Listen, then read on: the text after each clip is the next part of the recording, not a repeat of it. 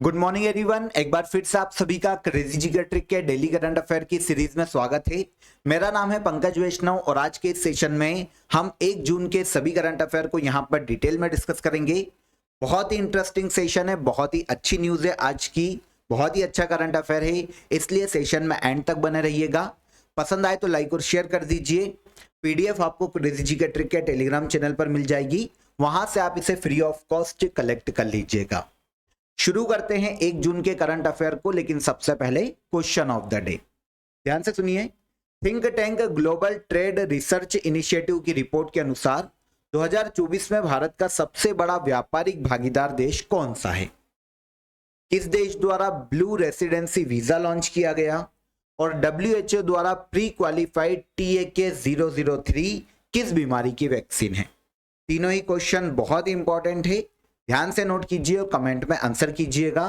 तब तक हम चलते हैं 1 जून के करंट अफेयर पर। सबसे पहला क्वेश्चन देखिए, निम्नलिखित में से कौन हुरून इंडिया आर्ट लिस्ट 2024 में पहले स्थान पर रहा? देखिए, हुरून इंडिया आर्ट लिस्ट की बात करें 2024 में इस लिस्ट में पहले स्थान पर रहे अनिश कपूर। लिस्ट के बारे में आपको पता होना चाहिए कि लिस्ट क्या है। तो देखिए, इंडिया का ऐसा कोई भी आर्टिस्ट जिसने अपने आर्ट के माध्यम से एक साल में सबसे ज्यादा अर्निंग की है, सबसे ज्यादा पैसा कमाया है, तो उनको उनकी अर्निंग के आधार पर इस लिस्ट में स्थान दिया जाता है। हुरून इंडिया के द्वारा जारी की जाती है, इसीलिए इसका नाम है हुरून इंडिया आर्ट लिस्ट।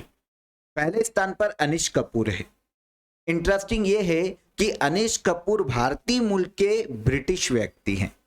इस लिस्ट में ये पहले स्थान पर रहे। यहां पर आप इनकी इमेज देख सकते हैं अनिश कपूर की। ओके, तो हुरून रिसर्च इंस्टीट्यूट के द्वारा देखिए 6th एडिशन है हुरून इंडिया आर्ट लिस्ट का 2024 में। जैसा कि अभी मैंने आपको बताया कि कोई भी इंडियन आर्टिस्ट जिसने अपने आर्ट के माध्यम से सबसे ज्यादा अर्निंग की हो, उस आधार पर इस लिस्ट में रैंक दी जाती है। लगातार 6ठे साल, मतलब 6th एडिशन है और लगातार 6ठे साल इस लिस्ट में अनिश कपूर ही पहले स्थान पर है। 2023 में इन्होंने अपने आर्ट से ऑलमोस्ट 80 करोड़ मतलब 79.9 करोड़ रुपए की अर्निंग की है। भारतीय मूल के ब्रिटिश मूर्तिकार हैं या ब्रिटिश आर्टिस्ट हैं। सेकेंड नंबर पर कौन? तो हुरून इंडिया की इस लिस्ट में सेकेंड नंबर पर आते हैं गुलाम मोहम्मद शेख। गुजरात के वडोदरा से बिलोंग करते हैं। इन्होंने अपने आर्ट के माध्यम से 24.1 करोड़ रुपए की अर्निंग की है। और दूसरे स्थान पर हुरून इंडिया आर्ट लिस्ट 2024 में पहले स्थान पर कौन? अनिश कपूर। यहां पर हुरून की बात करें तो एक इंटरनेशनल ऑर्गेनाइजेशन है, हुरून रिपोर्ट इंक के नाम से स्थापित किया गया था 1998 में। इंटरनेशनल रिसर्च ग्रुप है, यूनाइटेड किंगडम के लंदन में स्थापित किया गया था। इसकी जो इंडियन शाखा है उसे नाम दिया गया है हुरून इंडिया। 2012 में लॉन्च किया गया था और इसका हेडक्वार्टर महाराष्ट्र के मुंबई में देखने को मिलता है। डन। तो हुरून इंडिया के द्वारा ही हुरून इंडिया आर्ट लिस्ट 2024 जारी की गई। पहले स्थान पर कौन? अनिश कपूर। डन। सेकेंड क्वेश्चन पर आइए। हर साल वर्ल्ड मिल्क डे कब मनाया जाता है? तो पूरे वर्ल्ड में डेयरी प्रोडक्ट को प्रोत्साहित करने के लिए, डेयरी प्रोडक्ट के प्रति लोगों को जागरूक करने के लिए और इनसे क्या क्या हेल्थ बेनिफिट होते हैं, इनके प्रति लोगों को जागरूक करने के लिए वर्ल्ड मिल्क डे के रूप में ऑब्जर्व किया जाता है 1 जून को। तो हर साल 1 जून को वर्ल्ड मिल्क डे मनाया जाता है। शुरुआत कब की गई थी? तो इस डे को देखिए यूनाइटेड नेशन के खाद्य एवं कृषि संगठन ने शुरू किया था 2001 में, और 2001 में पहली बार 1 जून को वर्ल्ड मिल्क डे मनाया गया। क्लियर? यहां पर देखिए दूध से रिलेटेड, मिल्क से रिलेटेड इंडिया के पॉइंट ऑफ व्यू से भी कुछ पॉइंट आपको पता होने चाहिए। जैसे कि भारत दुनिया में सबसे बड़ा मिल्क प्रोड्यूसर कंट्री है। इसके अलावा भारत में देखिए दूध उत्पादन को बढ़ावा देने के लिए श्वेत क्रांति की शुरुआत की थी डॉक्टर वर्गीस कुरियन ने। इसीलिए डॉक्टर वर्गीस कुरियन को श्वेत क्रांति का जनक कहा जाता है। और एक ऑपरेशन भी चलाया गया था दूध उत्पादन को बढ़ावा देने के लिए, ऑपरेशन फ्लड। ओके, तो इंडिया के पॉइंट ऑफ व्यू से ये पॉइंट याद रखिए, काम हो जाएगा। क्वेश्चन हमारा वर्ल्ड मिल्क डे से है, तो कब मनाया जाता है? 1 जून को। आगे बढ़ें। चर्चित विवेकानंद रॉक मेमोरियल किस राज्य में स्थित है? विवेकानंद रॉक मेमोरियल स्थित है भारत के तमिलनाडु राज्य में। तमिलनाडु राज्य में भारत के सबसे सदर्न पॉइंट पर एक टापू के रूप में देखने को मिलता है विवेकानंद रॉक मेमोरियल। अब आप सोचेंगे कि सर ये अभी सुर्खियों में क्यों है? तो अगर आप न्यूज़ देखते होंगे तो आप सभी को पता होगा कि आज 1 जून को लोकसभा के लास्ट चरण का चुनाव है। भारत के पीएम ने 48 आवर पहले जब चुनाव प्रचार खत्म हो गया था तो भारत के पीएम ने घोषणा की थी कि वो विवेकानंद रॉक मेमोरियल पर जाकर ध्यान करने वाले हैं रिजल्ट तक। तो जो विपक्षी दल हैं, जो ऑपोजिशन है, वो पहुंच गया नेशनल इलेक्शन कमीशन और उन्होंने इसे आचार संहिता का उल्लंघन बताया है, इलेक्शन की प्रोसेस का उल्लंघन बताया है, जिसके कारण विवेकानंद रॉक मेमोरियल हाल ही में सुर्खियों में है। तो कहां पर है? भारत के तमिलनाडु राज्य में। यहां पर आप इमेज देखेंगे तो ये शायद आपको दिखाई ना दे क्लियर, पर ये सबसे सर्दर्न पॉइंट है भारत का, तमिलनाडु राज्य। ये कन्याकुमारी के पास ये देखने को मिलेगा विवेकानंद रॉक मेमोरियल। हिंद महासागर में बंगाल की खाड़ी और अरब सागर के संगम पर स्थित है, इसको ऐसा माना जा सकता है। ओके, ये टापू के रूप में आप देख सकते हैं, ये विवेकानंद रॉक मेमोरियल है। ठीक है, सुर्खियों में क्यों है ये पता चल गया। स्थापना 1970 में की गई थी विवेकानंद आध्यात्मिक संगठन के द्वारा और इसके वास्तुकार एकनाथ रानाडे है।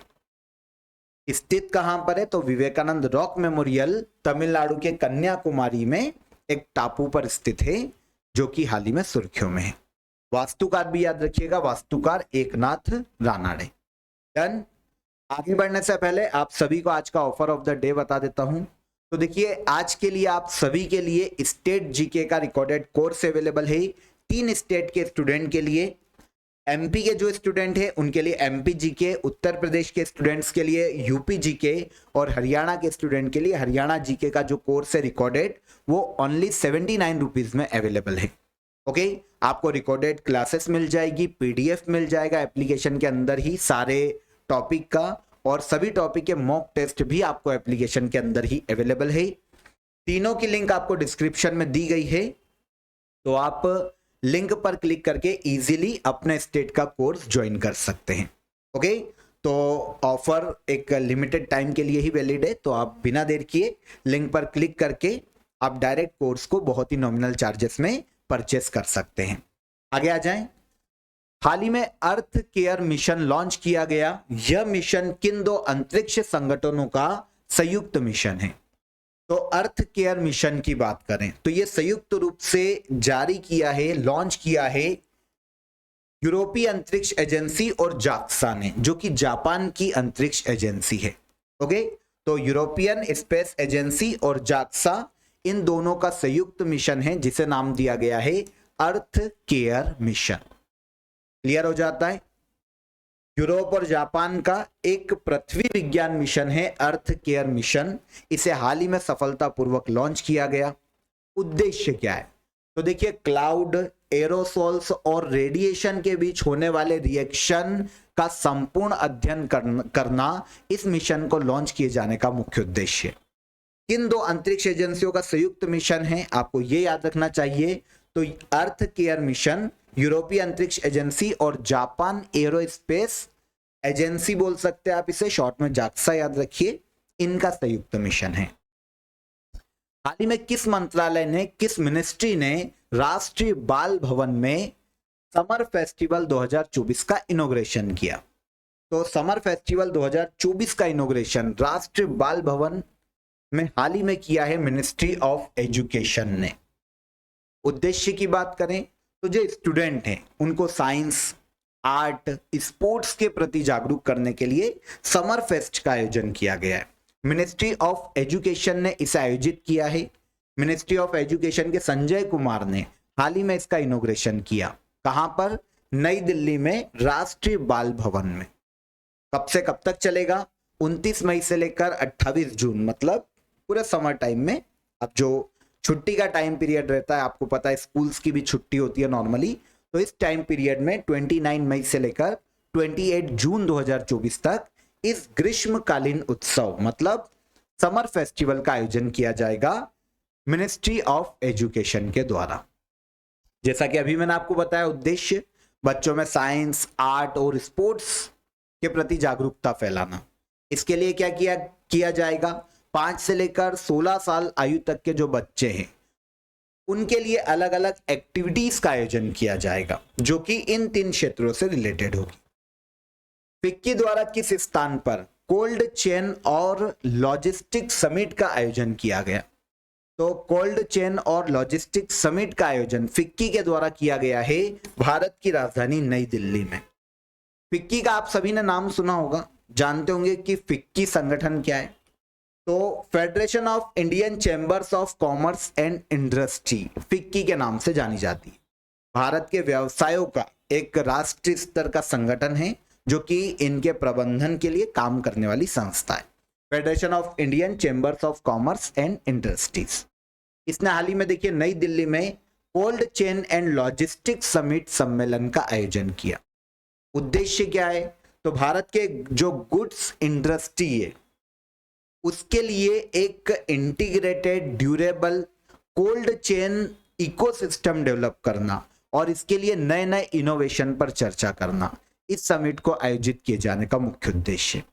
समिट का नाम क्या है, ध्यान रखिएगा, बहुत ही इंपॉर्टेंट है, cold chain and logistic summit. कहां आयोजन किया गया? नई दिल्ली में। किसने आयोजन किया? फिक्की ने। फिक्की के बारे में आपको पता चल गया कि संस्था क्या करती है। स्थापना की गई थी 1927 में, हेडक्वार्टर स्थित है नई दिल्ली में। और फिक्की के संस्थापक की बात करें तो घनश्याम दास बिरला और पुरुषोत्तम ठक्कर, ये 2 संस्थापक है फिक्की नाम के संगठन के। आगे बढ़ेंगे। हाल ही में चर्चा में रहा K9 वज्र क्या है। K9 वज्र की बात करें तो यह सेल्फ प्रोपेल्ड आर्टिलरी सिस्टम है जिसे कहा जाता है स्वचालित तोपखाना प्रणाली, मतलब एक टैंक है एक प्रकार का जो कि अपने टारगेट के हिसाब से खुद को मूव कर सकता है। इसे कहा जाता है सेल्फ प्रोपेल्ड आर्टिलरी सिस्टम। नाम क्या है? K9 वज्र। आंसर हो जाएगा आंसर ए। अभी सुर्खियों में क्यों है, आप यहां पर इमेज देख सकते हैं। तो देखिए भारत की जो डिफेंस मिनिस्ट्री है उसने उसके अनुसार हाल ही में केंद्र के एजेंडे के रूप में उसने K9 वज्र को खरीदने के लिए एक प्रस्ताव तैयार किया। अब खरीदेगा किससे, बनाया किसने? तो इस प्रणाली को या इस सिस्टम को बनाया है लॉर्सन एंड टर्बो जो कि एक कंपनी है। इसने दक्षिण कोरियाई रक्षा प्रमुख कंपनी जिसका नाम है हनवा डिफेंस, मतलब एक इंडियन कंपनी और एक दक्षिण कोरियाई कंपनी, इन्होंने साथ में मिलकर इस सिस्टम का निर्माण किया और इसको नाम दिया गया K9 वज्र। अब इंडियन गवर्नमेंट इनसे खरीदने के लिए एक प्रस्ताव तैयार कर रही है ताकि बहुत जल्दी K9 वज्र को भारतीय सेना में सम्मिलित किया जा सके। तो क्या है ये याद रखिएगा, K9 वज्र सेल्फ प्रोपेल्ड आर्टिलरी सिस्टम है, एक स्वचालित तोपखाना प्रणाली जो कि अपने टारगेट के हिसाब से स्वयं मूव कर सकती है कंडीशन के अकॉर्डिंग। आगे आइए। वित्तीय सेवा समूह मुथूट पप्पाचन ग्रुप या फिर इसे नाम दिया जाता है मुथूट ब्लू, इसने हाल ही में अपना ब्रांड एम्बेसडर किसे बनाया? तो मुथूट ब्लू इस कंपनी ने, जो कि एक वित्तीय सेवा समूह है, इसने अपना नया ब्रांड एम्बेसडर बनाया है फिल्म अभिनेता शाहरुख खान को। उद्देश्य क्या है आपको नाम से समझ में आ जाएगा। तो इस कंपनी का ब्रांड वैल्यू को मजबूत करना, मार्केट में इस कंपनी को प्रमोट करना, ठीक है ना। शाहरुख खान को इस कंपनी का ब्रांड एम्बेसडर बनाए जाने का मुख्य उद्देश्य। बनाया किसने? तो फाइनेंशियल सर्विस ग्रुप है मुथूट पप्पाचन ग्रुप या इसे कहा जाता है मुथूट ब्लू। मुथूट फाइनेंस के नाम से भी आपने इसको कहीं ना कहीं सुना होगा मार्केट में, ठीक है ना। तो भारतीय वित्तीय सेवा समूह कंपनी है, ठीक है ना, फाइनेंशियल सर्विस प्रोवाइड करती है। 1887 में इसकी स्थापना की गई थी और दक्षिण भारत से है, नाम से ही आपको समझ में आ जाएगा मुथूट फाइनेंस। तो केरल के तिरुवनंतपुरम में इसका हेडक्वार्टर देखने को मिलता है। ब्रांड एम्बेसडर किसको बनाया? मुथूट ब्लू ने। तो ब्रांड एम्बेसडर बनाया है इसने शाहरुख खान को। World organisation for animal health, इसे हिंदी में कहा जाएगा विश्व पशु स्वास्थ्य संगठन। इसका नया महानिदेशक मतलब डायरेक्टर जनरल हाल ही में किसे नियुक्त किया गया? तो world organisation for animal health का नया डायरेक्टर जनरल या महानिदेशक नियुक्त किया गया है इमैनुअल सोबेरन को। इमैनुअल सोबेरन की बात करें तो ये फ्रांस की रहने वाली है, जिसे हाल ही में world organisation for animal health मतलब विश्व पशु स्वास्थ्य संगठन का नया महानिदेशक नियुक्त किया गया है। इनके पहले इस पद पर मोनिक एलोइड थे, जिनके हटने के बाद नए महानिदेशक बनी है इमैनुअल सोबेरन, जो कि फ्रांस की एक पशु चिकित्सा से संबंधित वैज्ञानिक है। उनको हाल ही में महानिदेशक नियुक्त किया गया है। डन।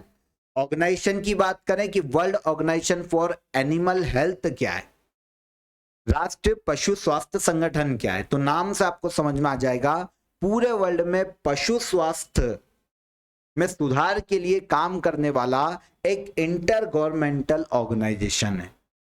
स्थापना 1924 में की गई थी और इसका हेडक्वार्टर फ्रांस के पेरिस में स्थित है। फ्रांस के पेरिस में हेडक्वार्टर है, इसीलिए फ्रांस की ही रहने वाली इमैनुअल सोबेरन अब इसकी महानिदेशक के रूप में नियुक्त की गई। क्लियर। लास्ट क्वेश्चन पर आते हैं। दुनिया की पहली लकड़ी से बनी सैटेलाइट लिग्नोसैट किस देश ने निर्मित की है? इंपॉर्टेंट क्वेश्चन है, नोट कीजिएगा।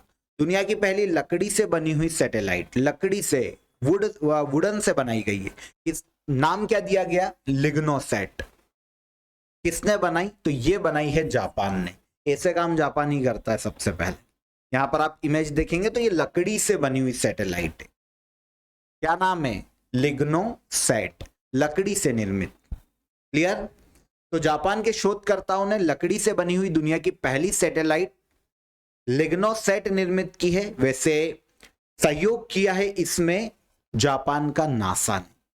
तो नासा की यूएसए की अंतरिक्ष एजेंसी नासा और जापान की अंतरिक्ष एजेंसी जाक्सा, इन्होंने मिलकर इसका निर्माण किया, लेकिन मेन जो इसके पीछे माइंड है वो किसका है? जापान का है। इसलिए जापान ने निर्मित की है, हम ऐसा मानेंगे। नाम क्या दिया गया? लिग्नोसैट। उद्देश्य क्या है? तो स्पेस में जो डेब्रीज है, मतलब स्पेस का जो मलबा है, अंतरिक्ष का मलबा, उसको खत्म करना या फिर उसके मैनेजमेंट के लिए प्रयास करना, और इसके अलावा environment friendly space related activities को बढ़ावा देना, इसे निर्मित किए जाने का मुख्य उद्देश्य, लकड़ी की पहली सैटेलाइट को निर्मित किए जाने का मुख्य उद्देश्य। नाम दिया गया लिग्नोसैट और बनाई है किसने? जापान ने। डन। तो यहां पर 1 जून के सभी करंट अफेयर हो जाते हैं, इजीली आपको समझ में आ गए होंगे। अब आते हैं हम लास्ट डे के करंट अफेयर के रिवीजन पर। देखें, स्टार्टअप अग्निकुल कॉस्मोस ने दुनिया का पहला 3D printed semi cryogenic rocket engine launch किया है। नाम क्या दिया गया? तो इसका नाम क्या है? इसको नाम दिया गया है अग्निबाण सॉर्टेड 01। सेकेंड, विश्व तंबाकू निषेध दिवस कब मनाया जाता है? तो यह मनाया जाता है 31 मई को, कल मनाया गया था। डीआरडीओ ने रुद्र M2 मिसाइल का सफलतापूर्वक परीक्षण किया है, या फिर रुद्रम सेकेंड भी बोल सकते हैं आप इसको। मिसाइल का सफलतापूर्वक परीक्षण किया है। यह किस प्रकार की मिसाइल है? तो एयर टू सरफेस मिसाइल है। आंसर ए हो जाएगा, रुद्रम सेकेंड। आरबीआई की वार्षिक रिपोर्ट के अनुसार वर्ष 2023-24 में आरबीआई की शुद्ध आय क्या है? 2,11,000 करोड़ रुपए। बहुराष्ट्रीय युद्ध अभ्यास रेड फ्लैग 2024 का आयोजन किस देश में किया जा रहा है? तो बहुराष्ट्रीय युद्ध अभ्यास रेड फ्लैग 2024 का आयोजन किया जा रहा है अमेरिका में। हाल ही में जिबूती फ्रेंडली मॉस्किटो प्रोग्राम शुरू किया गया, किस बीमारी से लड़ने के लिए? मलेरिया। किस संगठन द्वारा एशिया प्रशांत रोजगार और सामाजिक परिदृश्य 2024 रिपोर्ट जारी की गई? तो इस रिपोर्ट को जारी किया है इंटरनेशनल लेबर ऑर्गेनाइजेशन ने। Answer D. आगे आए, निम्नलिखित में से कौन सा देश 2024 से 2026 तक के लिए कोलंबो प्रोसेस का अध्यक्ष बना है? तो कोलंबो प्रोसेस का अध्यक्ष बना है 2024 से लेकर 2026 तक इंडिया। स्थापना कब की गई थी कोलंबो प्रोसेस की, कमेंट में जरूर बताइएगा, ठीक है। Sustainable champion editor choice award 2024 से किस कंपनी को सम्मानित किया गया? तो ये दिया गया है REC को, रूरल इलेक्ट्रिफिकेशन कॉरपोरेशन को। लास्ट क्वेश्चन क्या था? हाल ही में किस राज्य में शैवाल की नई प्रजाति ओडोक्लेडियम सह्याद्रिकम की खोज की गई? तो शैवाल की ये जो प्रजाति है ये खोजी गई है भारत के केरल राज्य में। इजी लास्ट डे के सभी करंट अफेयर यहां पर रिवाइज हो जाते हैं। अब आप सभी के लिए कल के क्वेश्चन ऑफ द डे बहुत ही सिंपल थे, सभी के बिल्कुल सही आंसर आए हैं। एक बार फिर आंसर ले लेते हैं। इंडिया और किस देश के मध्य में लिपुलेख, लिम्पियाधुरा और काला पानी क्षेत्र विवाद है? तो ये इंडिया और नेपाल के मध्य में देखने को मिलता है। चर्चित दारफूर संकट किस देश से संबंधित है? तो ये सूडान में देखने को मिला था। और जॉन स्वाइनी को किस देश का प्रथम मंत्री नियुक्त किया गया? तो जॉन स्वाइनी प्रथम मंत्री बने हैं स्कॉटलैंड के। ओके, तो तीनों ही क्वेश्चन बिल्कुल सही है। Pavan the genius, okay, Pavan the genius के बिल्कुल सही आंसर है। आप सभी ने बिल्कुल सही आंसर दिए कमेंट में। तो आज के सेशन में मिड वीडियो में जितने भी मैंने क्वेश्चन पूछे हैं, क्वेश्चन ऑफ द डे में जो भी क्वेश्चन पूछे हैं उनको कलेक्ट कीजिए और उनका आंसर कीजिएगा कमेंट बॉक्स में। बहुत ही इंपॉर्टेंट क्वेश्चन है सारे। कल के सेशन में फिर मुलाकात करेंगे हम एक नए करंट अफेयर के साथ, इंटरेस्टिंग करंट अफेयर के साथ। तब तक आप अपना ख्याल रखिए।